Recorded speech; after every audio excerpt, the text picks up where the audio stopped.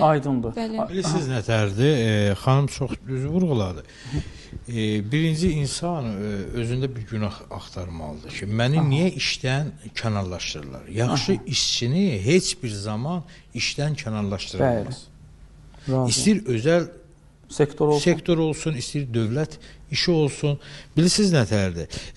Savadsızın mənim yanımda nə işi var? Başarmırsa mənim yanımda nə işi var? Ola bilməz ki, İsmail bəy yeni bir şəxsi götürüb belə kadr olaraq yetişdirər. Yox, təbii ki, o öyrənə gəlir, o kadr olur. Bilirsiniz nətərdir?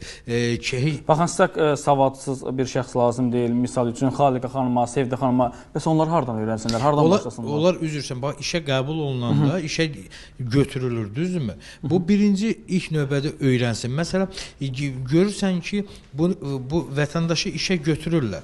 Bir 3 ay, 6 ay sınaq müddəti verirlər də, əmək haqqı verilmir buna ki, bir baxaq görək nə cürdür, nə başarırmı işə. Görürsünüz ki, o vətəndaş narazılıq edir.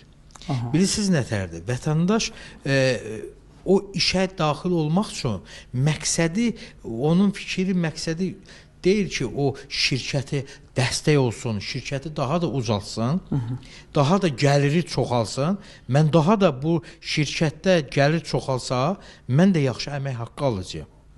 Bilirsiniz nətərdir? Bu gəlir ancaq ki, məni ən yaxın qohumum 14 ildən sonra işdən çıxartdı. 14 il az bir vaxt deyil. 14 il. Deməli, fikir ver. 14 il bu o şirkətdə işləyib, düzdürmü?